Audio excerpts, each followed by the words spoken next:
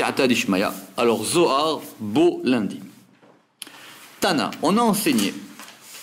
Lo nafku Israël mi Mitzrayim ad de idbaru kule u shiltonin de l'ela mishul taniun. On a enseigné. Israël ne sont pas sortis d'Égypte ad itabru kuleu avant que ne soient brisés kuleu shiltonin de l'ela, tous les dominateurs d'en haut. Il y a une autre version qui est entre parenthèses qui dit Mishal Shuleun de leur enchaînement, ou deuxième version qui est la plus proche, Mishul Taneun de leur domination. Ça, c'est facile. Enfin, on va expliquer comme ça. Ça veut dire que pour sortir d'Égypte, il fallait vraiment qu'on sorte d'Égypte. Ça veut dire qu'on ne soit plus prisonnier de l'Égypte. Il fallait qu'on soit vraiment en dehors de la domination d'Égypte. Vous savez, c'est une chose de sortir d'Égypte et c'est une chose de rester encore égyptien.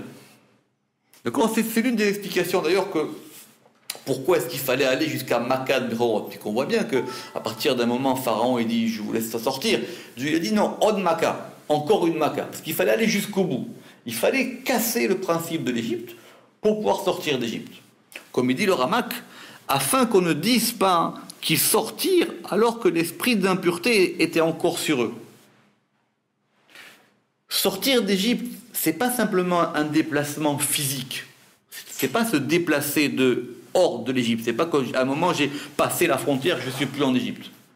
C'est que je suis complètement débarrassé de toutes les scories, de tout ce que l'Égypte a porté sur moi.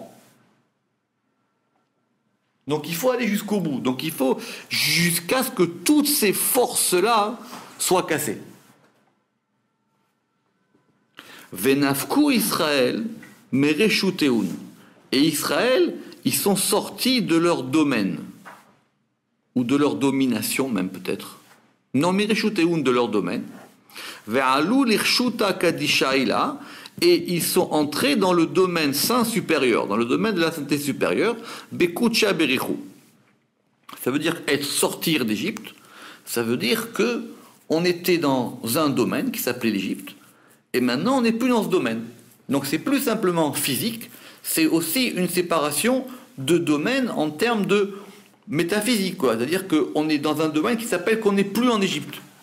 Vous savez que malheureusement, même des gens qui sortent de prison, dans leur tête, ils sont encore en prison. D'accord ? L'aliénation. Il y a des gens, tout à fait, il y a des gens qui étaient esclaves, même s'ils sont plus esclaves, ils ont gardé une mentalité d'esclave. Donc, il faut complètement que cette chose-là soit sortie. Donc Israël, quand ils sortent, ils sont sortis d'un domaine A, qu'on va appeler domaine Mitzrayim, pour entrer dans un autre domaine qui va s'appeler le domaine de Dieu. Apparemment, cette chose-là, elle était tellement difficile à faire qu'il n'y avait que Dieu qui pouvait faire cette chose-là. Que c'était impossible de sortir d'Égypte. Physiquement, c'est-à-dire libérés de leur joug réellement ou... Physiquement, c'était pas vraiment un problème physiquement, parce que vous savez très bien qu'il y a un Midrash qui raconte qu'il y a une tribu qui s'était déjà échappée. Simplement, eux, ils sont morts dans le désert. D'accord ? Toute l'histoire, c'est pas simplement d'obtenir un passeport, pas d'obtenir un visa. Toute l'histoire, c'est de vraiment de sortir de toute la domination de l'Égypte. Donc c'est à la fois une sortie physique et à la fois une sortie spirituelle, si on peut dire. C'est sortir de cet enfermement-là qui s'appelle l'Égypte. C'est sortir pour ne pas savoir où on va, c'est possible. Non, très bien, mais pour le moment on sort. Non, mais l'effort il est double, c'est-à-dire on sort d'un confort pour aller vers... Non, mais un confort. Oui, on ne peut pas sortir de ce domaine-là sans qu'il y ait une force qui nous en fasse sortir. Parce que ça ne pouvait pas se faire naturellement. Un homme, il ne peut pas se sortir de ses chaînes tout seul. Elle dit aucun homme il peut se libérer tout seul. Il a besoin qu'un homme le libère d'autre. Tu ne peux pas te libérer tout seul. C'est pas possible. Il n'y a pas d'auto-libération. En tout cas, pas à ce degré-là. N'oubliez pas que pour nous, l'affaire est simple, que nous, on est déjà sortis d'Égypte. Nous, ce qu'on fait dans le meilleur des cas, c'est essayer de se reconnecter avec ce degré de sortie d'Égypte. Mais eux, c'était avant. Maintenant, ils sortent d'un domaine qui s'appelle l'Égypte, et ils rentrent dans un domaine que le Zohar, il appelle ici Kedusha Ila Bekucha Berecho. c'est-à-dire la sainteté supérieure de Kucha Berichou, du Saint béni soit-il. Ve'it katirube, et ils s'y sont attachés. C'est-à-dire que maintenant, effectivement, on est attaché à un autre degré. Que tu le veuilles ou pas, quand tes ancêtres sont sortis d'Égypte, tu es attaché à quelque chose d'autre. Dans ta mémoire, il y a quelque chose qui vient de très loin qui fait que tu es attaché à un autre degré. Et le Zohar, il va ramener un verset. Adao Dirtiv, comme il est écrit dans Vaïkra, qui lie Béné Israël. Les enfants d'Israël, ils sont à moi. Avadim, serviteurs. C'est-à-dire, ce sont mes serviteurs. Avadai em, mes serviteurs. Asher otseti otam eret Misraïm, que j'ai fait sortir de la terre d'Égypte. Autrement dit, je les ai fait sortir de la terre d'Égypte, comme ça qu'on va lire le passouk ici. Et maintenant, ils sont à moi, ils m'appartiennent. Eux et moi, on a un contrat entre nous, on a un lien. Ce lien, il est indéfectible. Comme il va dire Rashi sur ce verset, Shtari Kodem, mon contrat avec eux, il est antérieur. On est lié à eux. Vous savez que c'est là que ce verset-là, la Gemara va s'en servir pour dire que, par exemple, est-ce qu'un ouvrier, il a le droit de rompre le contrat avec son patron? D'accord? Il a signé un contrat avec un patron, qu'il l'engage à travailler tant d'heures, qu'il l'engage à faire telle tâche. Donc il est lié, donc quelque part il est évêque du patron, parce qu'il est serviteur du patron, et il dit je veux rompre le contrat, unilatéralement. La Gemara elle dit, d'après ce verset il a le droit, parce qu'il dit il a un contrat avec Dieu. Il dit moi ok, maintenant je veux plus, t'es plus mon patron, je veux plus travailler, je te dois rien. Alors si le contrat il prévoyait des indemnités, ça c'est autre chose, mais en tout cas ça veut dire que on a un lien de rapport avec Dieu qui est lié. C'est comme ça que le Zohar est ici, qui est lié à la sortie d'Égypte. Dieu nous a fait sortir d'Égypte, maintenant cette sortie d'Égypte nous fait dans un lien d'intimité où Dieu il dit, dans le Passouk, Avadim, l'Ibn Israël, ils sont à moi. Maïtama, le Zohar donc va analyser ce verset, il dit Maïtama, quelle est la raison Avadai em asher otseti otam eret Misraïm. Que ça veut dire quoi? Mes serviteurs, ils sont, que j'ai fait sortir de la terre d'Égypte.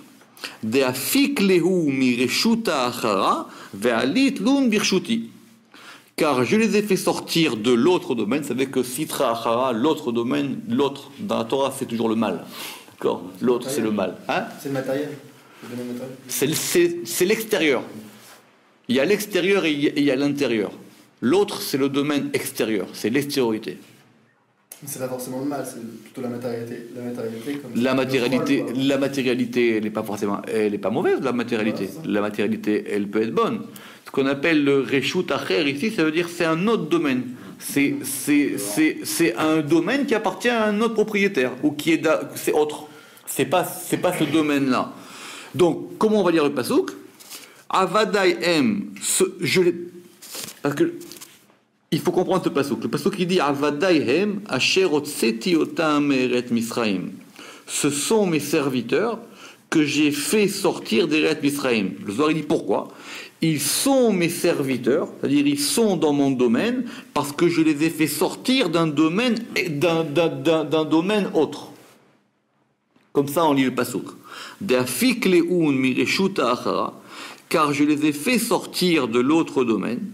Et je les ai fait entrer dans mon domaine.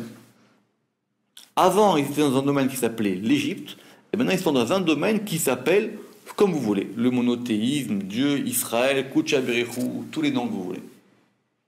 D'accord? Est-ce qu'on ne peut pas interpréter ça sur un plan totalement abstrait, à savoir qu'ils sont sortis... Entrez dans le début du vif du sujet. Laissez faire, vous allez voir qu'on va poser une question qui va vous secouer. Ve'ainu de Amar Rabbi Shimon. C'est ça qu'il a dit Rabbi Shimon Bar Yochai. Maïdirtiv, qu'est-ce qu'il est écrit? Notre verset de la paracha, qui a marqué Ach, beyom harishon, tashbitu seor mibatechem, kikol ochel machmetzet, etc. Mais durant le premier jour, vous ferez cesser le levain de vos maisons, kikol ochel machmetzet, parce que tout celui qui mange du ferment, etc., il sera nichleta nefeshem Israël, cette âme-là, elle sera retranchée. première question sur le verset, c'est pourquoi est-ce qu'on est passé de Seor à Machmetzet, d'accord, de levain à ferment. Alors il dit Anna, Achiukimna, moi Rabbi Shimon, comme ça j'ai établi, Aï Seor, ce Seor là, Ve Aï Machmetzet, et ce Machmetzet, Darga Had Inun Ve Kulu Had. C'est un même degré. C'est la même chose. Simplement, la Torah, elle a employé ces termes-là pour pouvoir montrer différents noms d'une même réalité. Ce qui veut dire que ce qu'on va appeler maintenant Seor et Machmetzet, effectivement, c'est du pain physique, c'est du levain physique, mais ça désigne autre chose. Le fait de ne pas manger de pain pendant Pessah, on ne parle pas ici de l'obligation de manger de la matzah, qui est autre chose. Hein. Le fait de ne pas manger de pain, c'est le fait de ne pas toucher une réalité. C'est le fait de ne pas être en contact avec une réalité. C'est ça ici que veut dire Zohar. Il y a une réalité qui va s'appeler Seor, une réalité qui va s'appeler Chametz, et il ne faut pas avoir de rapport avec ça. Reshu ou Hare, et tout ça, ça représente l'autre domaine. J'ai mis un point d'interrogation parce que j'ai un problème de traduction que je réglerai si je veux après. Inun Shultanin, ces dominateurs des Memanan al-Sha'aramin qui sont préposés aux autres nations. Vekarinan lehu yetzerara reshut achara el nechar elokim acherim. Et ce degré de Seor et de Machmetzet, il correspond à l'autre domaine. Il correspond à ce qui domine les autres nations, à ce qu'on appelle le mal, à ce qu'on appelle l'autre domaine, à ce qu'on appelle El Nechar, le Dieu étranger, à ce qu'on appelle Elohim Acherim. Donc ça va loin. Donc Rabbi Shimon dit, attention, cet interdit de Reshut, de Seor et Chametz, ça veut dire qu'on n'a aucun rapport, littéralement, tout ça sont des synonymes de tout ce qu'on va appeler le mal, les dieux étrangers, les autres forces, les dieux, les puissances des nations. On n'a plus aucun domaine avec tout ça. On n'a plus aucun rapport avec ça. Alors doucement, parce que ça va être grave si on dit ça. Ça veut dire que quand la Torah a dit « vous sortez d'Égypte », vous sortez du domaine de l'Égypte, vous rentrez dans le domaine de Dieu. Maintenant, ça veut dire qu'on va pouvoir superposer, vous sortez du domaine du Hametz et vous rentrez dans mon domaine à moi. D'accord ? Donc, l'interdiction du Hametz, d'après le Zohar ici, maintenant, elle est plus claire. Ça veut dire que le Hametz, il ne symbolise pas, mais il est lié à tout ce degré-là qui s'appelle l'Égypte, qui s'appelle l'idolâtrie, qui s'appelle tout ce qu'on veut. Le Zohar, vous vous rendez compte, qu'est-ce qu'il dit ? Yetzerara, Reshuta Achara, El Nechar, Elokim Acherim. Ou Fachi, et de même ici, Seor, ou Machmetzet, Vechametz, Kula Ahad.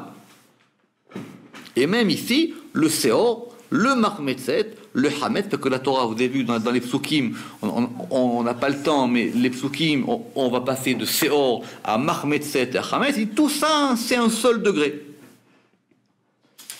Et ces degrés, va dire le Ramak, ils correspondent à tout ce qui a été détruit comme force pendant la plaie des premiers-nés.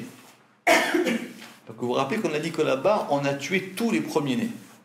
On a tué tous les premiers-nés, du premier-né égyptien jusqu'au premier-né du bétail, jusqu'au premier-né de tous les éléments, jusqu'au premier-né qui était en prison. Béni Lévi Zichrono Livracha, il avait une question, il disait, mais d'ailleurs c'est Rachid qui posait la question, il disait, mais le premier-né qui était en prison, ça se trouve, c'était un opposant à Pharaon. Ah oui, ça se trouve, c'était un opposant à Pharaon. Pourquoi est-ce que... Hein? C'est bien pour ça qu'il fallait que lui aussi mais ça se trouve, c'était un opposant. Peut-être oui, il appartenait... Si c'était un opposant qui était sauvé, il aurait pu croire que c'était pour son opposition. Bon. Amar Kucha Berichu. Dieu, il a dit, Kol Hane Shane. Durant toutes ces années, Kaimitu Birshuta Achara. Vous étiez dans l'autre domaine. Avadin le Amahara, vous étiez les esclaves d'un autre peuple. Mikan ulhala, de atun bene chorin, à partir de maintenant où vous êtes des hommes libres. Pourquoi? Parce que le fait d'être serviteur de Dieu, ça s'appelle être libre. Le fait d'être serviteur de Pharaon, ça s'appelle être esclave. C'est pour ça qu'on dit Bet Avadim, ça veut dire, c'est pas comme on traduit normalement la maison d'esclavage, c'est-à-dire c'est la maison des esclaves. On était esclaves d'esclaves. Les Égyptiens étaient eux-mêmes des esclaves, d'eux-mêmes. Ouais. Alors, Bayom Arishon Tashbitu Seom Batechem. C'est pour ça que la Torah elle a dit le premier jour vous ne mangerez pas, vous ferez cesser le levain de vos maisons. Kol Mahmetzet Lotochelu, tout levain vous ne mangerez pas. Velo Yere Lechachametz, et on ne verra pas de Hametz chez toi. Donc, le Mahamar de Rabbi Shimon il est clair. L'interdiction de manger du Hametz, c'est l'interdiction d'avoir un lien quelconque avec le mal. Ça vient du Zohar. Tout ce qu'on raconte après, c'est ça. Quand on dit que enlever le Hametz en soi, c'est enlever l'orgueil, etc., ça vient du Zohar. C'est le Zohar lui-même qui l'a dit le premier. D'accord? Ça vient d'ici. Simplement, ce qu'on ne dit pas, c'est ce qui va se passer au dos de la page. Amar Rabbi Yehuda Iachi Kol Yemei Shatan Yam Name Ima Shivat Yamim Dirtiv Shivat Yamim Seolo Yimatze Batechem Shivat Yamim Velo Yatir. Question excellente. Il dit mais si c'est comme ça, Amar Rabbi Yehuda Iachi Kol Yemei Shatan Yam, si c'est ainsi toute l'année, ça devrait être interdit le Hametz. Toute l'année. Si c'est comme ça toute l'année, pourquoi la Torah maintenant me dit 7 jours? Dirtib, Shivat Yamim, la Torah elle a dit 7 jours, Shivat Yamim Veleyatir, 7 jours et pas plus. Comme il dit le Ramak, si le pain levé, le ferment, le levain correspondent à des degrés extérieurs, il devrait être interdit de les consommer toute l'année et non 7 jours. Très bonne question. Si tu me dis que c'est un argument historique, comme le Pshat a dit depuis le début, très bien, ils n'ont pas eu le temps de faire de pain. Alors ils ont fait comme ça, et nous on mange 7 jours. Maintenant tu dis, tu veux aller beaucoup plus loin. Tu veux me dire non, le Hametz, il est lié à des choses graves, il est lié à des choses spirituelles, il est lié à l'Égypte, il est lié aux forces de l'Égypte, il est lié aux forces qui fermentent, tout ce qu'on va pouvoir trouver comme digression philosophique là-dessus. Alors, à ce moment-là, toute l'année interdit au moins. Pourquoi tu me l'interdis 7 jours? Il a dit, si c'est comme ça, Kol Yemei Shatenami. Donc à ce moment-là, pendant tous les jours de l'année. Alors maintenant, comme effectivement, Rabbi Yehuda, il sait ce que c'est que la Torah, il dit, pourquoi la Torah maintenant? Il n'a pas une question sur Rabbi Shimon. Il a une question parce qu'il veut comprendre qu'est-ce que maintenant ça va vouloir dire dans la Torah que le Hametz n'est interdit que 7 jours. Parce que le lendemain, c'est vrai qu'en plus concrètement, on fait un mois, on nettoie la cuisine de fond en comble, on enlève tout, on cachérise les fours, etc. Arrive la Bimouna, on est reparti. Très bien, à Marley. Donc il lui a répondu. On va lire la question une première fois et on va s'y arrêter, si Dieu veut, le temps qu'il faut. À Marley, il lui a répondu.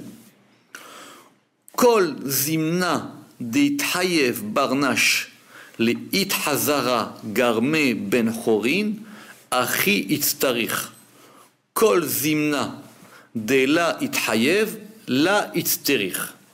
Il lui a répondu, tout le temps où l'homme doit se montrer libre, ou doit se montrer lui-même libre, les ithaza, soulignez ce mot parce que tout va se jouer là-dessus.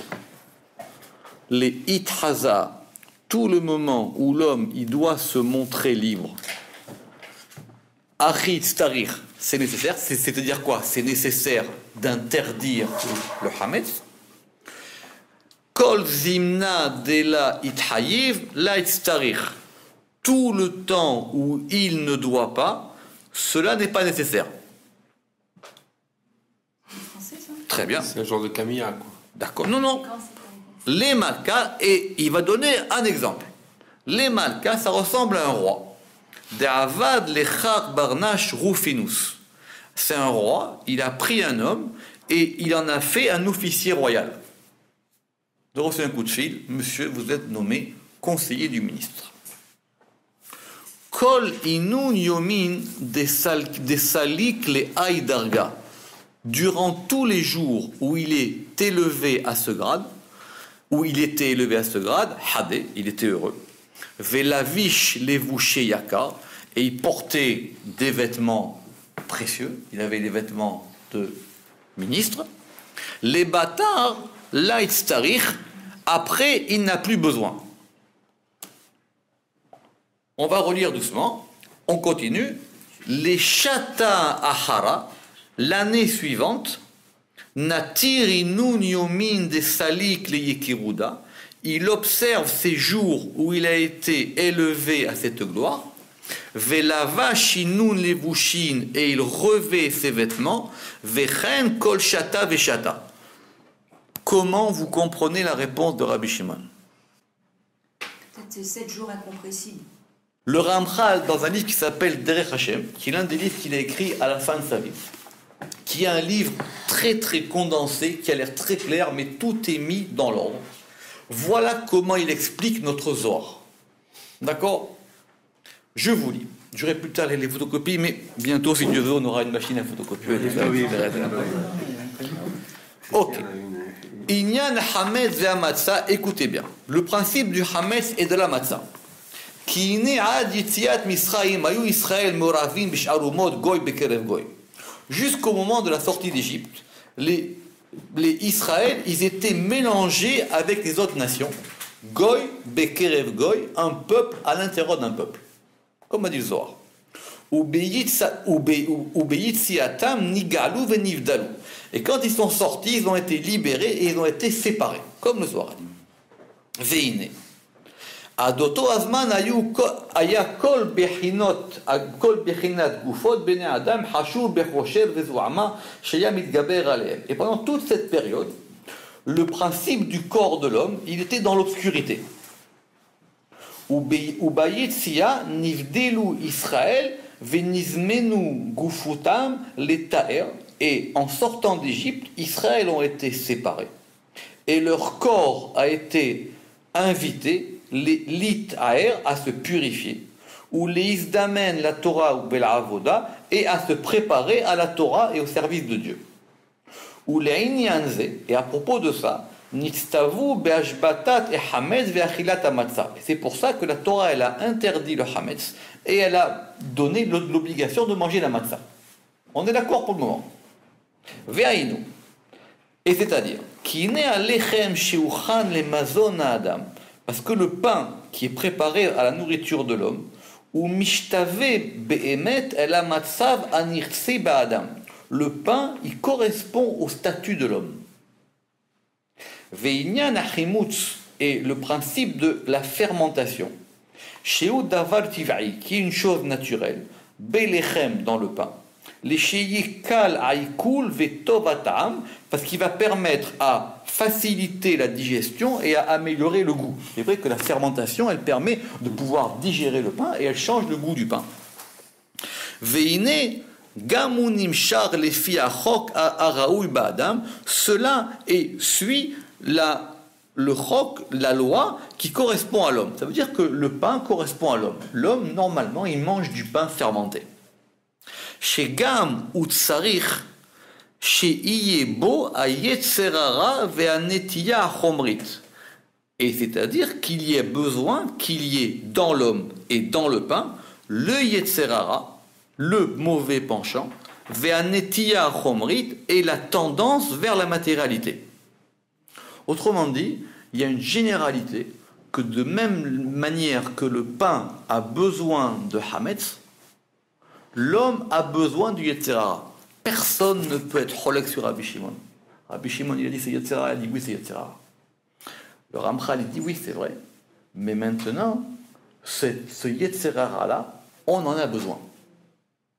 De la même manière que le pain a besoin du Hametz, l'homme a besoin de Yetzerara.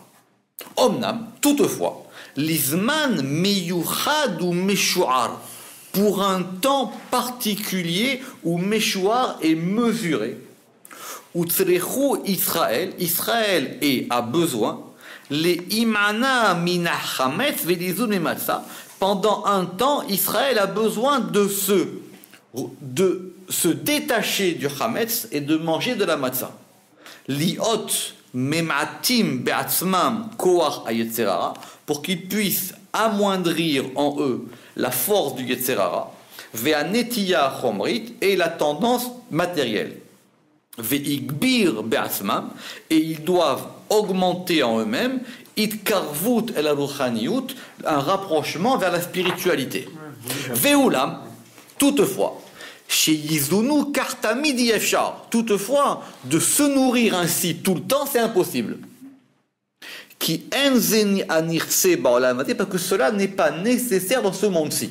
Autrement dit, c'est moi qui parle, autrement dit, c'est vrai. Normalement, on devrait ne pas en manger tout le temps. Simplement, l'homme, il ne peut pas. L'homme, dans ce monde, il a besoin de Hametz. Il a besoin de Yetzerara. La Torah, elle a simplement dit, pendant 7 jours, vous allez vous détacher de ce degré-là. Très bien. Mais maintenant, dans ce monde-ci, et après 7 jours, comme le monde reprend ses droits, comme la nature reprend ses droits, comme le Yetzerara reprend ses droits, donc on revient manger encore du pain avec du Hametz. Ayamim ameshwarim laze, raou sheshmeru ze'ainyan. Mais maintenant, ces jours qui ont été mesurés pour ça, c'est-à-dire les 7 jours de Pessah, on doit les garder ces jours-là. Chez Aliédézé, Ya'amdou Bamadrega Riuyalaem, parce que par ces jours-là, ils vont se tenir dans un degré particulier. Donc pendant les 7 jours de Pessah, on est dans un degré spécial où on est libre et on n'a même plus accès au Hametz. On se débarrasse du Hametz, on le brûle. Veine Zeikar Inyano Shel Hagabatot, voici le principe de la fête de Pessah. Ce qui veut dire quoi? Ce qui veut dire que le Ramchal, il a compris que les Ithaza'a, ça veut dire que c'était simplement les jours où la Torah a dit que c'était nécessaire. Il y a pendant 7 jours, on doit être libre. Après, le monde reprend ses droits. Simplement pendant 7 jours de l'année, on est dans un degré qui s'appelle qu'on est complètement libre. Mais après, le monde repart. On remange du Hametz, c'est vrai. Quelque part, on repart en Égypte.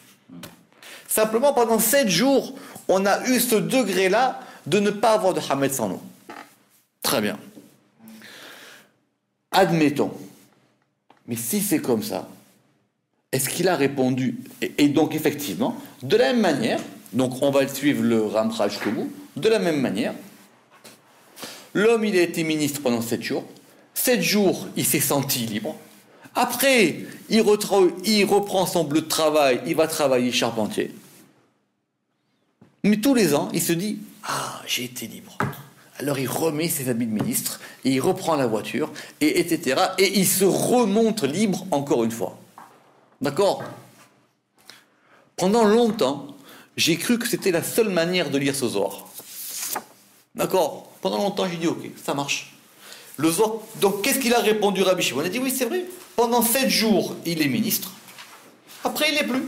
Donc il va reprendre sa vie normale. » Et la Torah, elle a dit, c'est comme ça qu'il a compris le Hari Istarir, que la Torah, elle a été Meshoar, elle a mesuré un Zman, elle a mesuré un temps pendant lequel je dois avoir ce degré. Et j'ai ce degré de libre.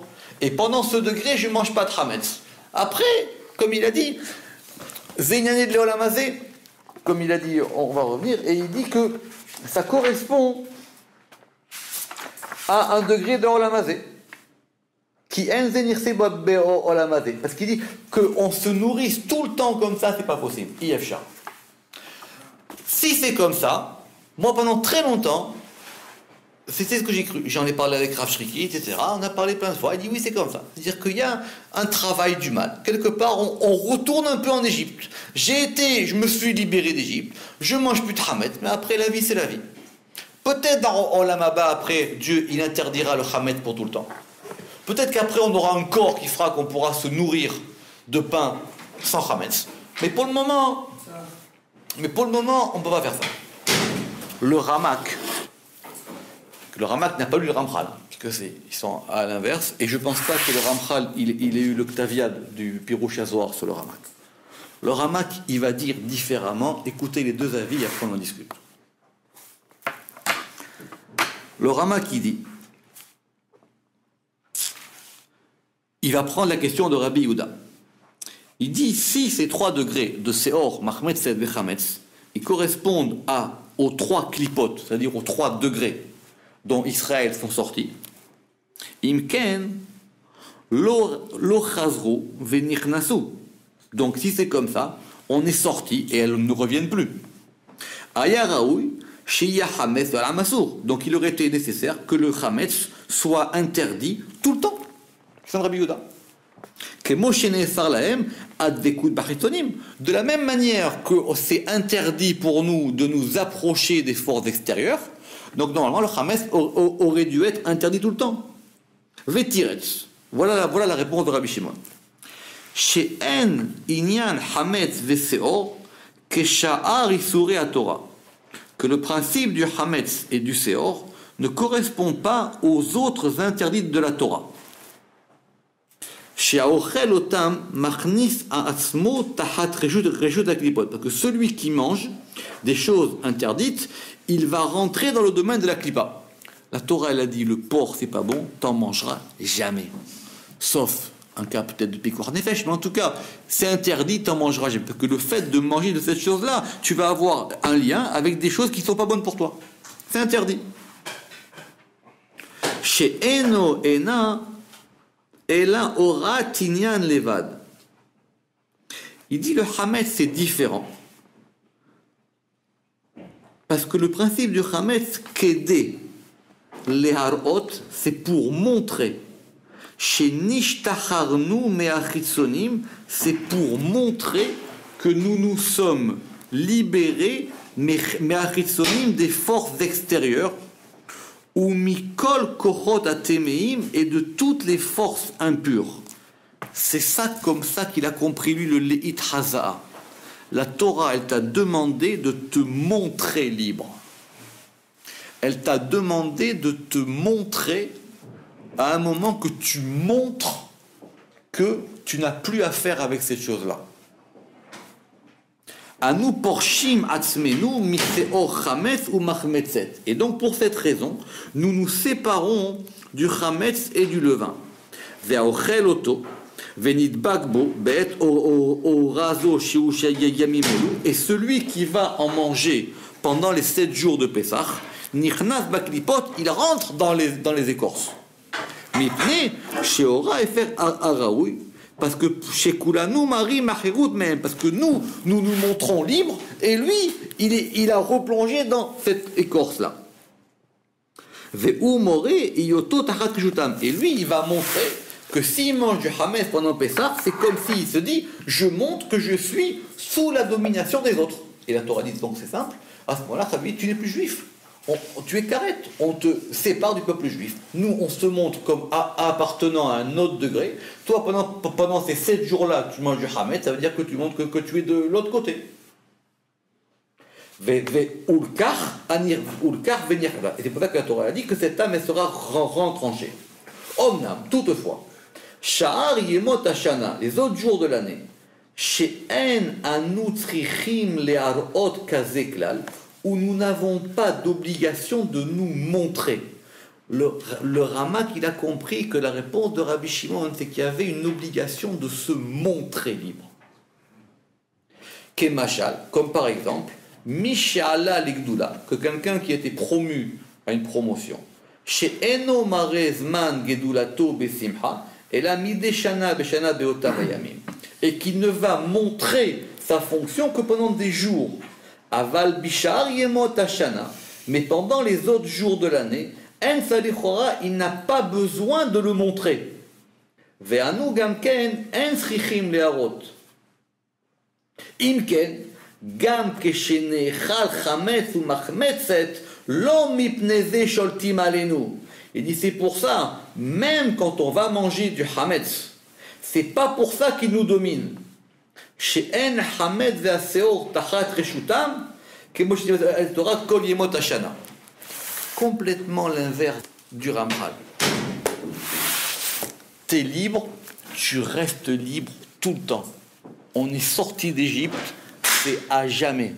Quelqu'un qui a été ministre, il garde le statut de ministre. C'est comme ça qu'il interprète le Machal de Rabbi Shimon.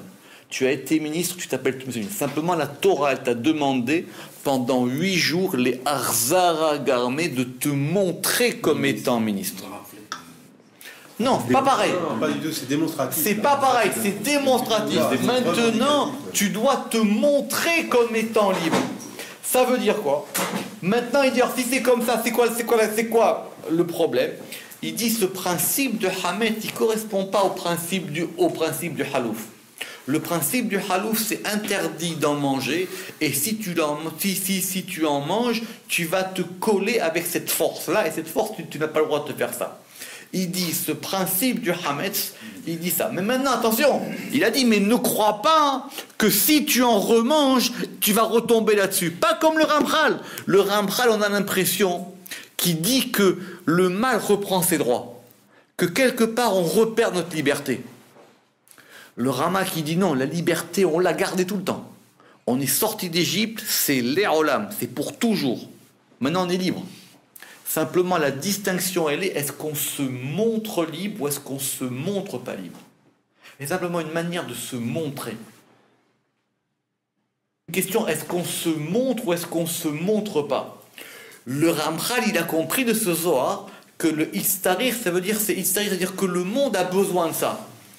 C'est-à-dire que la Torah t'a donné 7 jours, mais après tu retombes dans le mal, tu retombes dans la vie, tu retombes dans les choses, tu retombes dans les clipotes. C'est pas possible.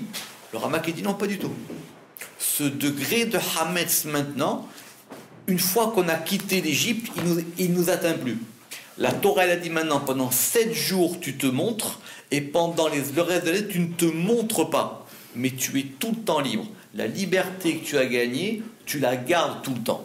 Et on va voir maintenant la suite pour savoir. Tu te montres à qui? À Dieu. Les deux, ils rentrent dans les mots. Les deux, ça rentre dans les mots. Et la vie du Ramchal et la vie du Ramak, ça rentre dans les mots. Ça rentre exactement dans les mots. Soit on dit pendant 7 jours il est libre, et à ce moment-là, il doit se montrer libre, et ça marche comme le Ramak. Ou soit on dit Achi Itztarir, parce que la Torah elle a dit c'est nécessaire que 7 jours, et après, il retombe, pas ministre. D'après le Ramak, c'est simple, il est ministre tout le temps. Simplement, il y a une période où il le montre et une période où il ne le montre pas. Il est gardé ministre. Pendant 7 jours, Dieu t'a sorti d'Égypte, tu es un homme libre, tu es un homme libre à jamais. Maintenant, est-ce que tu es un homme libre qui montre qu'il est libre, ou est-ce que tu es un homme qui ne montre pas qu'il est libre? La Torah elle t'a dit, tu dois le montrer pendant 7 jours. Après le 8e jour, tu peux remanger du Hametz. À la question subsidiaire de savoir, ben maintenant, si le Hametz c'est une clipa, est-ce que cette clipa, elle va me remanger ou pas? Le Ramchal, il dit oui, quelque part on retombe, parce que c'est bon pour le Likoud, et lui il dit non.